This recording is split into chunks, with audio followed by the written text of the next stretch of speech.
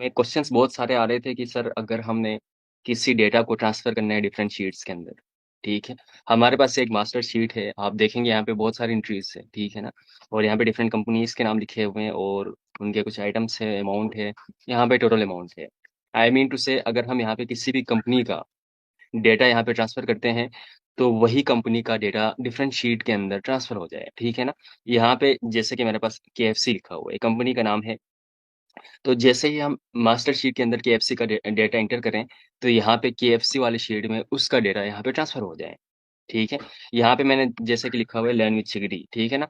तो एक कंपनी का नाम है, अगर मैं इसका डेटा यहाँ पे एंटर करूँ, तो वो डेटा यहाँ से यहाँ पे ऑटोमैटिकली ट्रांसफ़र हो जाए। हमें मतलब कॉपी पेस्ट करके फिर वहाँ पे जो है, डालने की ज़रूरत ना पड़े।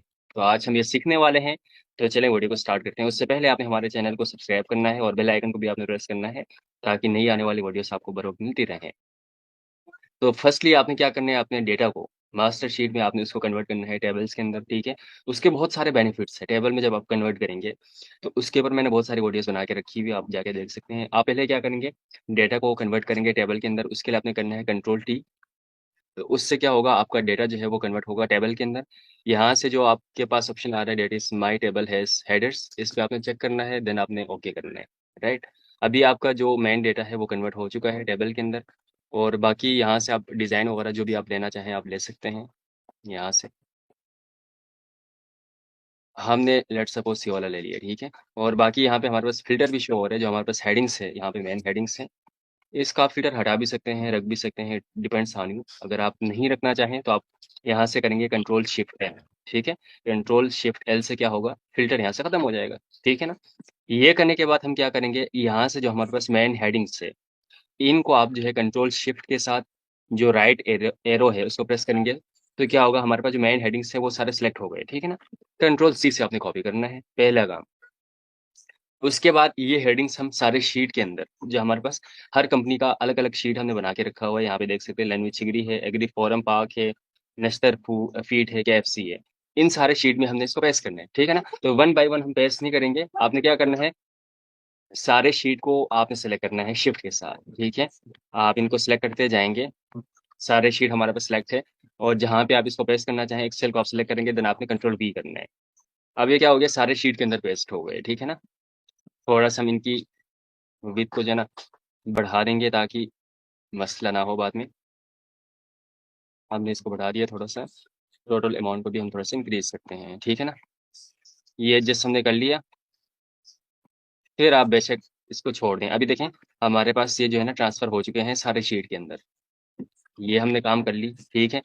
अब उसके बाद आप क्या करेंगे, शीट में आएँगे, लैंड विथ सिक्योरिटी वाली शीट में और यहाँ पे हमने क्या करना है, कंपनी बेस, ठीक है ना?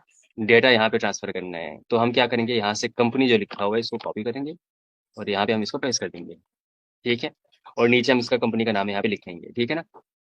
तो हमारे पास क्या है, पहला हमारे पास कंपनी है दैट इज़ लैंड बेसिकली, इसको मैंने यहाँ से कॉपी कर लिया, आप मैनुअल तरीके से यहाँ पे लिख लो मसला नहीं है, ठीक है? मैंने यहाँ पे डाल दिया लैंड बेसिकली।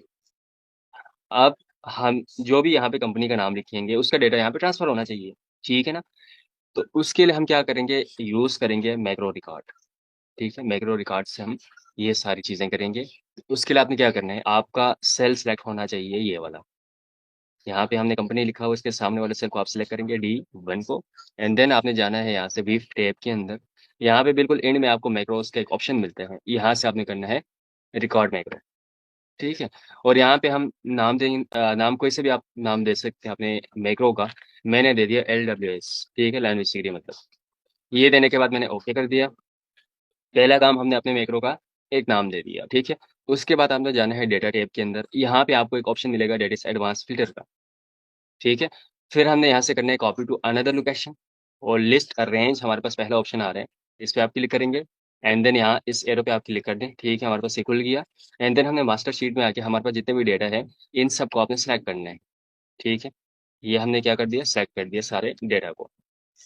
अब आप इस पे क्लिक कर दें, इसको आप खोल दें, उसके बाद नीचे हम आएँगे क्राइटेरिया रेंज में। तो हमारे पास क्राइटेरिया ये दोनों है, कंपनी और नीचे कंपनी का नाम लिखा हुआ है। इनको हमने यहाँ पे रेंज को सिलेक्ट कर लिया, ठीक है? अब हमारे पास अगला लास्ट ऑप्शन आ रहा है दैट इज़ कॉपी टू। आप कॉपी कहाँ पे करना चाहते हैं, ठीक है? तो जो हेडिंग्स हमने यहाँ पे बना के रखी हुई है ना, इसको आप सिलेक्ट करेंगे यहाँ से यहाँ तक देखें। ये करने के बाद आपने ओके करना है। ये हमारा काम हो गया। देखिए हमारे पास जितने भी वहाँ पे लैंड विथ सिक्योरिटी के कंपनी का डेटा है, वो यहाँ पे ट्रांसफ़र हो चुका है। हमने इतना काम कर लिया। ये करने के बाद आप जाएँगे विव टेब के अंदर दोबारा से, यहाँ से आपने मैक्रो को स्टॉप करना है। रिकॉर्डिंग को आप स्टॉप कर लेंगे। अच्छा, यहाँ पे हमने क्या कर लिया, इसका डेटा तो ये आ गया, ठीक है ना? डेटा आ गया, बट यहाँ पे एक मसला होगा राइट नाउ, वो ये होगा कि अगर आप मास्टर शीट के अंदर कोई नई डेटा आप यहाँ पे एंटर करते हैं लैंड विथ सिगरी का, तो वो अभी राइट नाउ इसके अंदर ट्रांसफ़र नहीं होगा, ठीक है ना? उसके लिए आपको एक और काम करना पड़ेगा, वो ये है आप इसके अंदर आएँगे, जिस शीट के अंदर आपने मैक्रो को रिकॉर्ड किया है और यहाँ पे हमारे पास शीट का नाम आ रहा है ना लर्न विथ सिगरी, इस पे आप करेंगे राइट क्लिक, देन आपको यहाँ पे एक ऑप्शन मिलेगा विव कोड का। आप इस पे क्लिक करेंगे।